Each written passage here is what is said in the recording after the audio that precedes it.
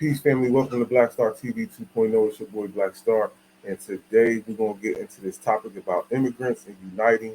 Um, is immigration harming Black Americans? Why should we unite?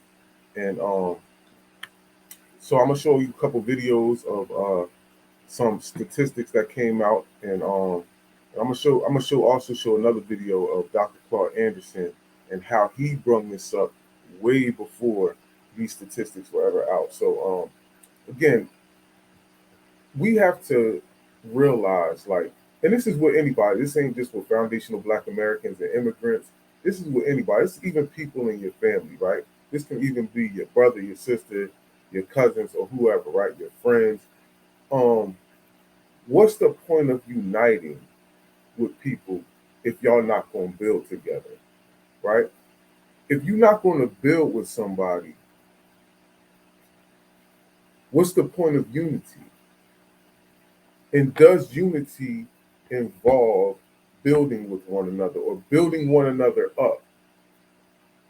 Because I just feel like it's almost uh my personal feelings. I almost feel like it's pointless to even build with somebody. I mean, unite with somebody if y'all can't build together. If y'all not going to build nothing, then there's no reason for us to even be kicking it in the first place. I mean, we can be cool and separate, being separate from each other. But I'm gonna play this video that I seen on Twitter the other day, and I'm gonna let y'all see what they was talking about, how immigration is hurting foundational Black Americans. So let me get to that real quick. This is it right here. I don't know why. I had asked the Civil Rights Commission to conduct a hearing on this, and there were at least 3 hearings that we conducted, one of which was designed specifically to determine the effect of illegal immigration on Black workers. We had a panel of experts who testified, and they spanned the ideological spectrum. Regardless of whether or not they disagreed on discrete policy issues, each and every one of them agreed that illegal immigration has a decidedly negative impact on Black wage levels and employment levels. If you've got a significant influx of low-wage labor, what does it do? It depresses wage levels, correct? And what we found also was, regardless of the wage levels, illegal immigrants displaced Black workers in areas that had traditionally been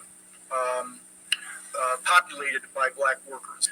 And the reason for that is because what you find is Black workers, particularly Black males, are disproportionately concentrated in the low-wage labor market and are disproportionately likely to have no more than a high school diploma. And the same is true for the cohort of illegal aliens, and they compete with one another in areas such as construction, hospitality, service, and agriculture.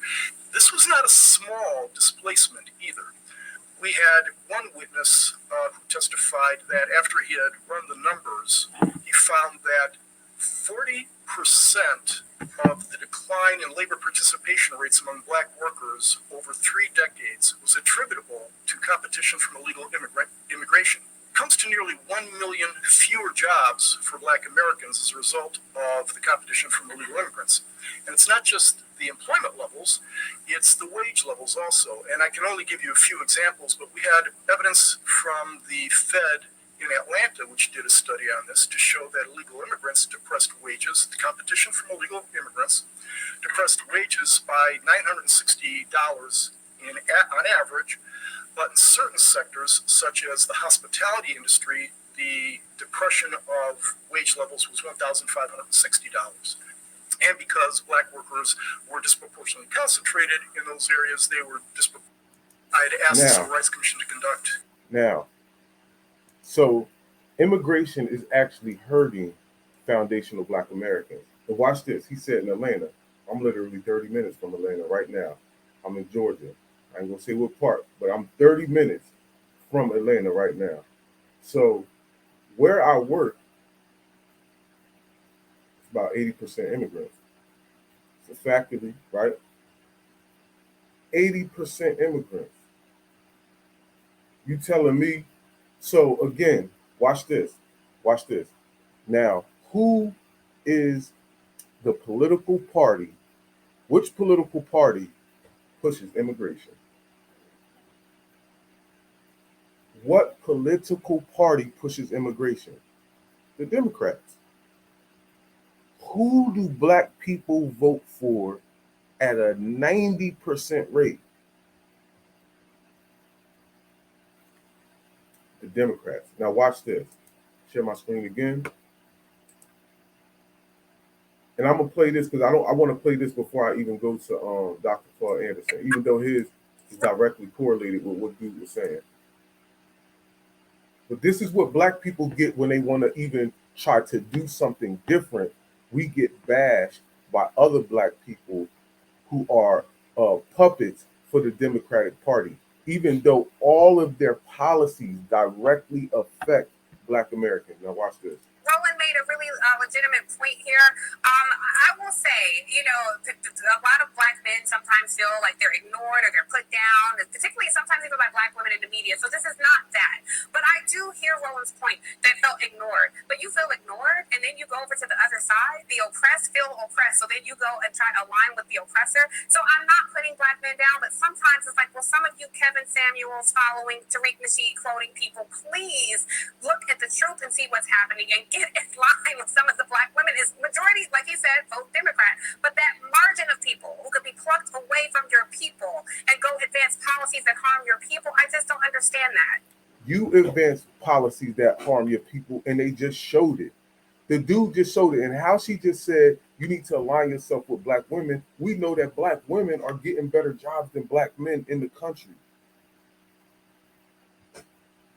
Family, listen to what this dude just said, because I don't know if you got all of it. Now watch. The hearing on this, and panel of experts who testified. Let me fast forward a little bit. On black wage levels and employment levels. If you've got a significant influx of low wage labor, what does it do? It depresses wage levels, correct? And what we found also was, regardless of the wage levels, illegal immigrants displaced black workers in areas that had traditionally been populated by black workers. And the reason for that is because what you find is black workers, particularly black males, are disproportionately concentrated in the low wage labor market. He just said black males are disproportionately affected. Now she wants us to follow black women, right? She wants us to follow black women. Listen to her, man. Ignored, but you feel ignored, and point that felt ignored, but you feel ignored, and then you go over to the other side. The oppressed feel oppressed, so then you go and try to align with the oppressor. So I'm not putting black men down, but sometimes it's like, well, some of you Kevin Samuels following Tariq Nasheed quoting people, please look at the truth and see what's happening and get in line with some of the black women. See? You're trying to make us feel bad for not wanting to vote Democrat, but the Democrats straight up put out policies that directly affect black people in general, but black males mostly. And this is what you want us to align to. He literally just said they disproportionately affect black males, but you want us to align with black females who are getting paid more than black men. This doesn't make any sense. And this is why we're not voting for anybody, not even the other side, because that's what they try to trick y'all with. Tariq Nasheed was talking about not voting in general, unless you giving out tangibles. He ain't say, oh, well, we just gonna vote Republican because, no, he never said that. He never said we just voting Republican because we not voting Democrat. And again, these immigration policies that straight up Democratic policies are directly affecting us when it comes to being paid. So all of this minority coalition, black and brown thing, it doesn't work for us. Y'all want us to unite, right? Y'all want us to unite, but you don't want to build. Now let's go to Dr. Claude Anderson, because this is where I'm really going to get to.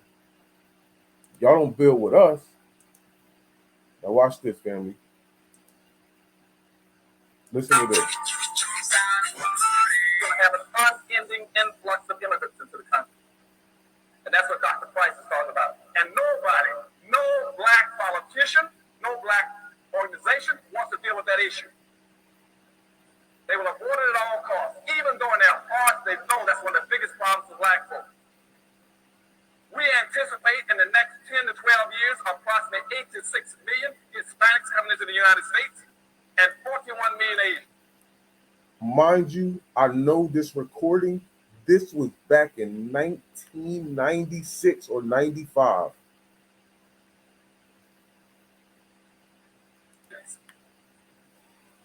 You have been the majority minority for 400 years in this country. You have been the number 2 population for 400 years. You're going to get kicked out of being number 2. You're going to go down and become number 4.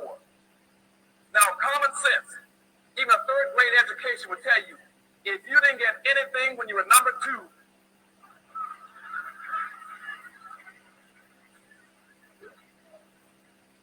you all jumped ahead of me, but anyway, you can guess what you're going to get when you become number 4. And the worst part about it is as you descend and go down to number 4, those other groups are going to go up. And as they go past you, you're going to have major racial clashes in this country. You'll have fights all over this country between blacks and Hispanics, blacks and Asians, blacks and poor whites. And black folk cannot fight all these groups. Everybody can not always be against black folk. They know that we are vulnerable, we are defenseless. And we cannot fight those groups. So what I'm saying now is that you're going to have a massive influx of immigrants into the country that are very equipped. They don't have your legacies. They don't have your disadvantages. They're walking across the border. They're going to get a free lunch. They don't have to pay dues. But you got public policies in this country that are equating them to black folk. They're equating them to black, and what we've allowed them to do, starting in 1970, is to wrap themselves in black folks' suffering and pretend somehow they suffer along with black folk. And therefore, whatever program is created under this misguided label called minority, that they are equal to you and over you. And we're going to deal with that whole concept of minority in a few minutes too. So that's the problem with the influx of immigrants. And what they are doing is coming into the country and doing what we've never been allowed to do and we've never been bright enough to do in some sense, is to build your own communities. You got to build your communities. You see, every group that they leave their homeland, the last thing they do is look in the mirror. They look in the mirror and says, I'm going to America. And I'm going to go to America. I'm going to find me a community or neighborhood. Or I'm going to build one with people who look like me. And so that's why you go all this nation, when they're coming out of Asia, you will find Vietnamese towns all over California, little Cambodias. You'll find a Chinatown in every major city. You'll see the Hispanics coming, they'll build a little Mexico, a little Havana, a little Hialeah. You find little Italy, French town, German town, Greek town, Polish town, but you cannot find one black town. So we got major problems. That's the second thing, is dealing with this influx of immigrants. And what I'm telling you is that they're not coming in here to be your partner or your ally. They're coming in to compete with you. They're not coming in here to be your partner or your ally. They're coming in to compete with you. They're coming in to compete with you. And your black organization and your black... Listen, family. You done heard it right out the horse's mouth. And mind you, that was in the 90s. That video you saw with the Immigration Research Committee was literally months ago. So now, what Dr. Claude Anderson was talking was the truth. Y'all come over here and y'all coming to compete. You ain't coming to unite. You only unite when it's benefit for you, and that's when it comes down to us back in the Democratic Party to come give y'all benefits.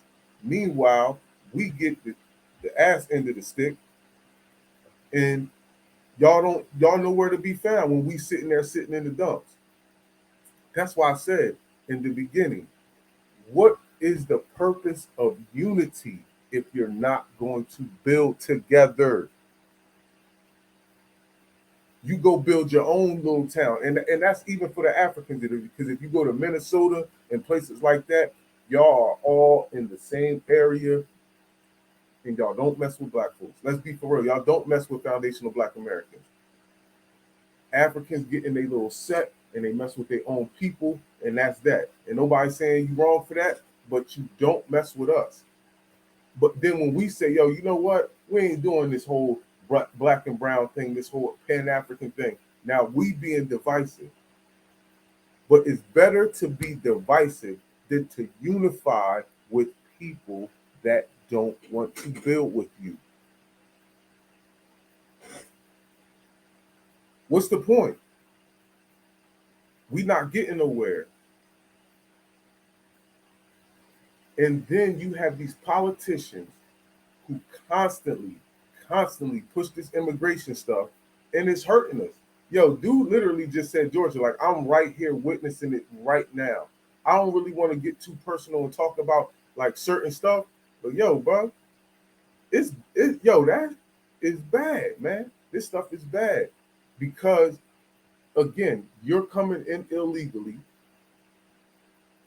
You're willing to work for low wages, right? These companies, like I always tell people at work, yo, these companies ain't making millions no more, bro. They making billions of dollars, and you barely scraping to get by. Me and my man just had this conversation yesterday. $20 an hour isn't nothing, dog. That is nothing no more, bro. That's paycheck to paycheck right now. I don't care what you're talking about. That's paycheck to paycheck. Start taking out insurance. Start taking out all that and your bills. Man, listen, bro. That's paycheck to paycheck, man. You ain't about to go blast into the middle class with $20 an hour. That's not happening.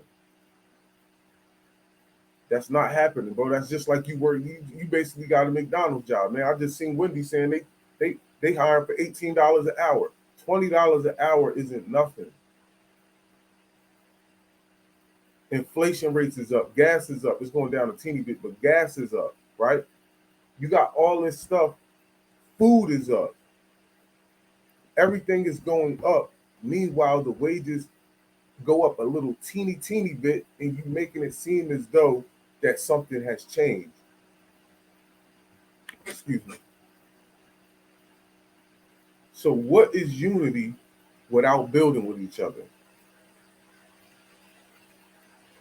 What's the point? Like that even goes for foundational black Americans, because I always say this, like we can't build with every single foundational black American. We can't save all of them. Some of them just want to be stuck in the trap. Some of them want to just be stuck with that rap stuff. Some of them want to be stuck just talking and listening and watching sports all day. They ain't got nothing positive or constructive. And you might not be in the streets, but you still don't have anything positive on the building side that you're trying to do with people. You rather go to the Laker game, the Cleveland game. You want to see LeBron and all these other people. You rather do that. Go watch the Cowboys, the Eagles. Like you rather do that than to build with your people. So we don't need none of that. We need the people that's focused on building together. Unity, man, you can miss me with the unity thing. Because people talk unity, but they don't talk building, which is a big difference. Just like the picture in the background with the shaking of the hand. All that's good. We can all hold hands and all of that. But once we let hands go, is them hands working together? Are them hands working together? This is our problem in society, man. We like to just listen to this cliche rhetoric. That's what I call it. Cliche rhetoric. We got a lot of cliche stuff that be said, and we just go with it just to be going with it. Oh, y'all xenophobic. Now that's like the new word everybody want to use. Oh, you're xenophobic. Like, man, shut up. Who cares? We'll be xenophobic to people who ain't messing with us. You feel what I'm saying? Like, come on, dog. Y'all coming over here. Y'all the ones that are xenophobic. You come over here and eat off the resources that we paved the way for, that our ancestors died and got their heads knocked off. Dr. King and them was doing all this fighting to get y'all over here, and other people besides Dr. King was doing all this fighting for y'all to get over here. Then you get over here and you act like you better than us, sticking your nose up, just like that Spanish girl I showed in my other video was talking about. Y'all start acting like y'all white supremacy. Oh, you niggers, you niggers. Y'all quick to say that. Y'all are quick to say that. And listen, man, that's whack as hell, fam. That's whack as hell. Like, I'm like, yo, why are these Africans say that's because you know you different than us. And just like this whole little argument I was going this back and forth I was going with on my one of the comments in the one of the little rap videos I made about hip hop, right? And the dude was like, man, well, everything came from Africa. Like, no, everything didn't come from Africa. Let's stop that. Let's stop that. Anybody that's foundational Black American and they do something, you trying like, well, everything came from Africa. Like, no, it didn't. No, it didn't. We invented the telephone, the cell phone. That shit did not come from Africa. Knock it off. They ain't have nothing remotely close to having a phone. Y'all miss me with that craziness. That's why I said, show me something that was in Africa that's compared to the cotton gin, to the stoplights. They ain't had no stoplights in Africa. Knock it off, bro. You trying to contribute everything we do to Africa to take it away from us, so all y'all can get the light for it, bro. Knock that shit off. So I said everybody's DNA come from Africa. White people, Asians, Native Americans, all their DNA traces back to Africa. But anything they do, they get to contribute that to their own little culture. You don't say, oh well, we all from Africa. It's the same thing. No, it's different. It's different. You're not about to keep trying to contribute everything foundational Black Americans do and keep trying to take that joint back to Africa. That shit is black. We done with that whole you trying to steal our culture stuff. You feel me? And another thing too, that whole and this is why I was getting on the divisive thing, because I even noticed this, and even with the videos that I'm making, right? So I talk about hip hop, that gets multiple views, right? That gets me a nice amount of views. I ain't saying it's getting me a whole lot, but it's getting me a nice amount of views, more views than I've ever got. But when I talk about building, when I talk about positivity, you see, because that whole hip hop thing right now is divisive. To an extent, it's really not divisive, but it's causing people to be divisive because we trying to claim our culture, right? So that's making the algorithm jump. But when we talk about things like this, where we say, yo, you gonna build with us or not? That's not gonna get nowhere. When I talk about my stock videos, which can put people in a better position, right? That don't go nowhere. You see what I'm saying? Talking about reparations, that doesn't go nowhere. That algorithm doesn't pop. That's not that divisive yet. You see what I'm saying? All this negativity, and that's because, again, right? People want you to be aligned with people who thrive on negativity. As soon as we say something about it, like, oh man, all of us got off on the same boat, just a different stop. Well, guess what? A lot of them people that got off on them different stops don't rock with us, and we not rocking with you, right? You're not gonna be my cousin or my brother and not rock with me, and just because we came out the same female, my mother, think that I'm gonna rock with you, dog. Like if you don't rock with me, I'll rock with you. Do I got love for you? Absolutely. I love you to death, right? But if you don't want to build with me, then what's the whole point? You just want to watch me. You just want to watch me fall. While you rise up in the world, and you just got to be like, oh man, we bros. Like, nah, fam, we not doing that. We not doing that. You're not going to sit here and watch me struggle while you thriving, and then say, yeah, we we one unit. No, that's not how a unit works. I'm just using this as an example. I ain't even talking about my family, bro. But I'm just saying in general, it's anybody's family. You feel what I'm saying? And that's why I have to bring that in because anytime we talk about a different race, y'all act like it's just like all of y'all don't get along with each other. All Spanish people don't get along with each other. All Asian people don't get along. All white people don't get along. Why do you think that black people have to get along with everybody? Foundational Black Americans just got to get along with everybody. But y'all don't even tell us to get along with our own people. You see what I'm saying? Y'all watch this. Y'all use this whole notion of us killing one another all the time, right? Y'all love to use that notion. Why would you want to unite with a people who's constantly killing their own people? If that's what's really going on. You see what I'm saying? And again, back to this whole people thrive on negativity. A lot of people just thrive on this. So you want me to unite with someone who thrives on negativity, someone who thrives on not building with another person. They just strictly living off individualism.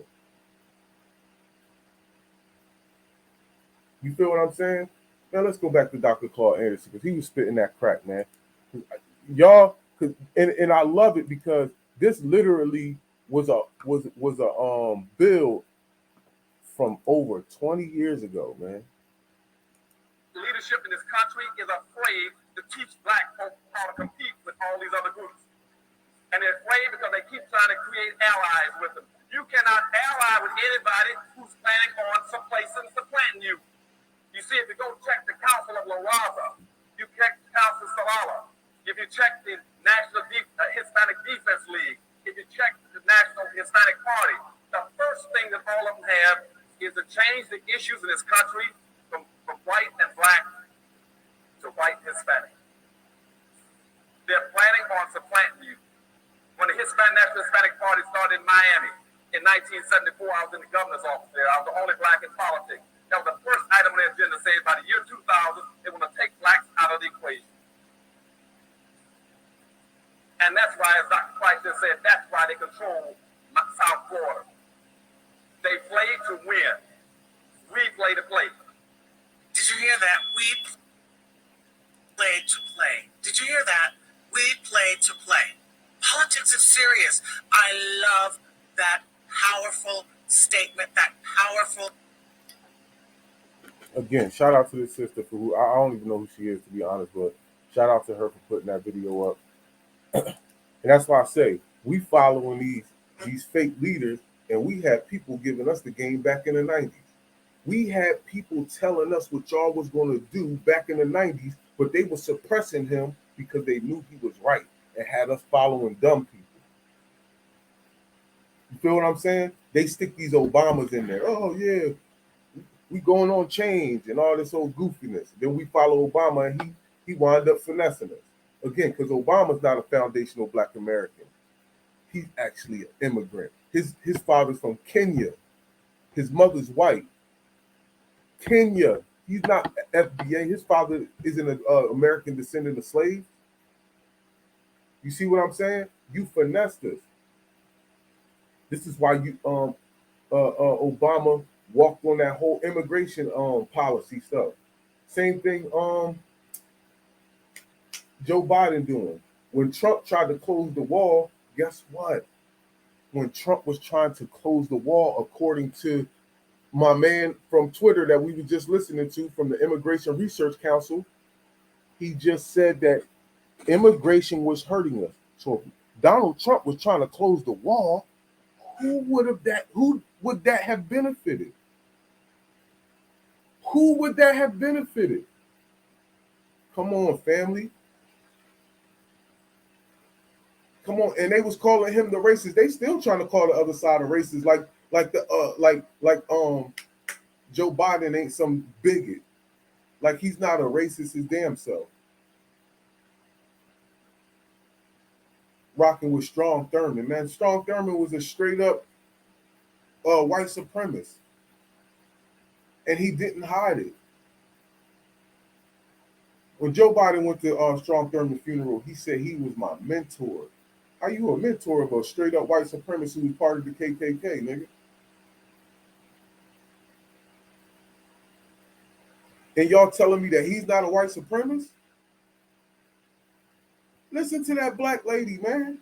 She want us to vote for another white supremacist while she called the other side the racist. Come on, this is all mind fuckery.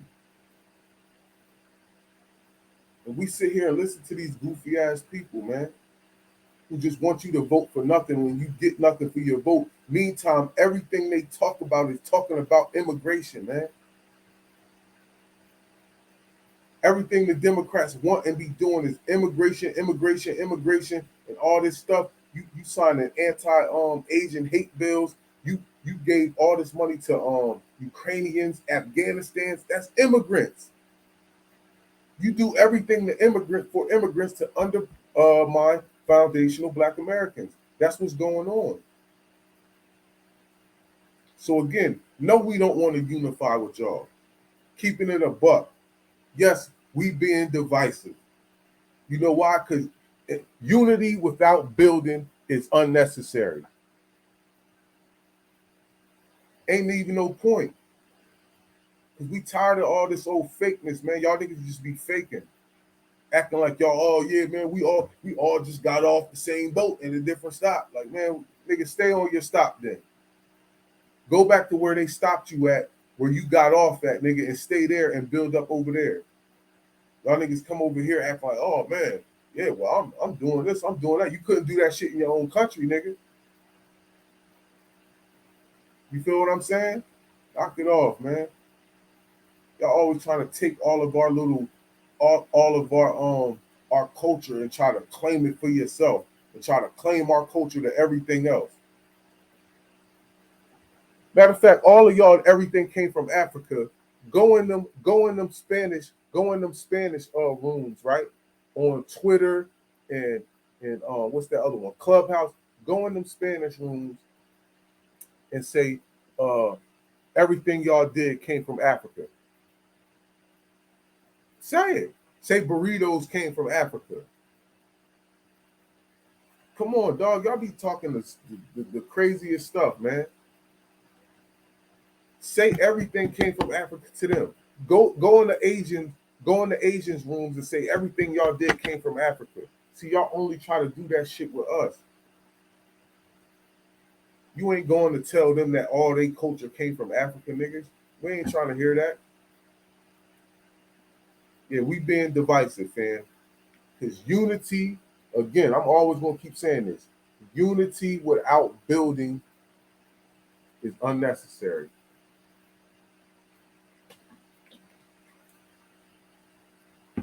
Excuse me. If you're new to the channel, make sure you hit that subscribe button, man. Make sure y'all hit that like button. Smash that like button, please. Yeah, man, because we're gonna put this shit to an end, man. Because the next election is coming up. And I want to hear from some of you Spanish people, some of you Africans. We want to hear when the election is coming up that you saying, yo, foundational Black Americans is getting the shit end of the stick when it comes to immigration. How can we fix this? We not trying to hear that shit, man.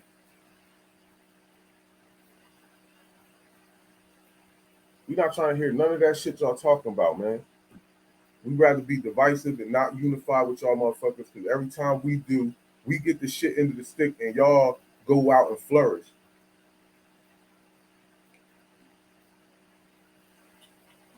Excuse me. I'm gonna let y'all go, man. This is it. Don't forget to subscribe to that channel, man. Oh, let me say something before I even bounce, man. Let me share my screen and Google something for y'all real quick. I gotta give a shout out to my brother Swede. My brother Swede, man. He passed away on August 31st.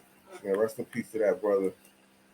He did a I want to do this one because this is the one I seen first.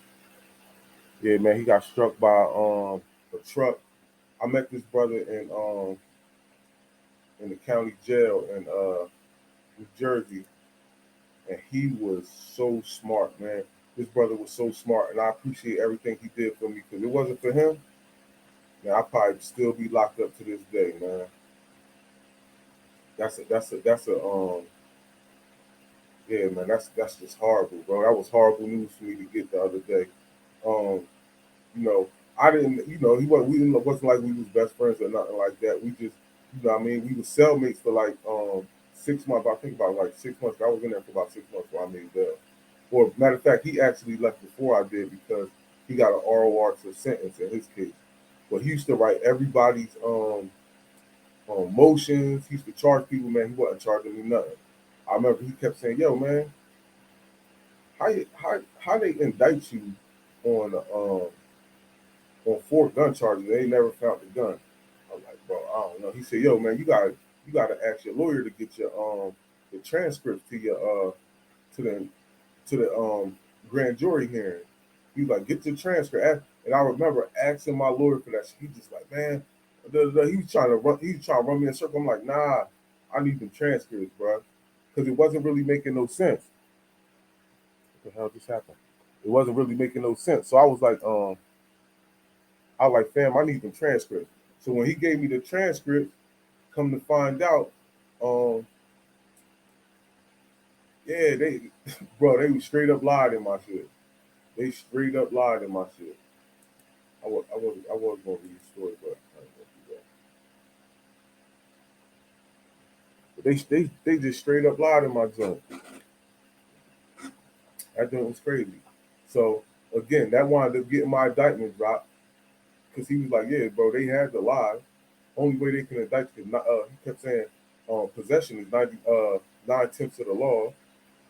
So if they didn't have the gun, it's hard for them to indict you with possession of a firearm, and they don't even got the firearm, man. Like you bugging. And I remember he used to say that 'cause I used to play cards. This is when I was a little bit younger.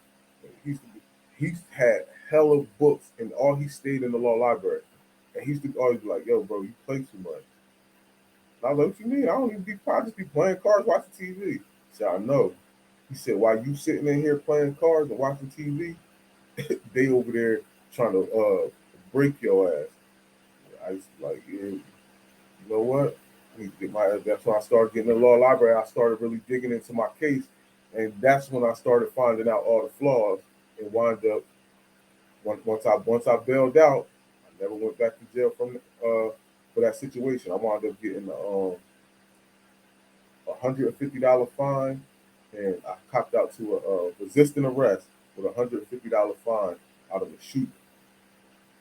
Thanks to this man right here, bro. He saved my life, bro. I'm trying to tell you, um, that whole grand jury situation, saying get your grand jury, because I would have never even thought to do that. I would have never even thought about doing that if this man wouldn't have never said that shit to me one night we was sitting up. Like, yo, man, hey, write your lawyer tomorrow, man. Ask him for the grand jury transcript, dog. It's impossible they got you like that. I want to just say rest in peace to this brother, man.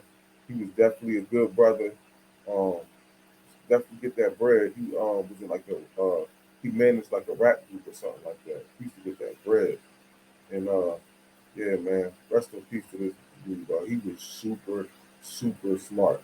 And I mean smart, he was super smart, bro. And yeah, damn, bro, that shit hurt. Cause like, yeah, bro, that shit hurt. Cause when you in jail with somebody and you kind of like just, in a cell with somebody for months and months at a time, like you really get to know a person a little bit. You know what I'm saying? So it was just like, we kind of grew a little bond, even though we didn't know each other from a can of paint until we ran into each other in there. You feel me? So it was just like, it was definitely a lot of mutual respect and And again, like I said, bro, he used to help a lot of people, which made me the next time something happened to me when I was locked up in Oregon, some stuff I didn't do, right, bro. And I started, and I knew the law and stuff. He was doing the same stuff he was doing, helping people, writing motions, things like that. So, I got nothing but respect for my brother Swede, man. Rest in peace, man, and peace and blessings to your family, man. That shit is crazy. That shit is crazy. But yeah, I just wanted to give my brother a shout out. And, you know, life is short, man. Life is definitely short, family. So you got issues and grudges with people. We ain't had no issues and grudges, but I'm just saying in general. You got issues and grudges with people, man.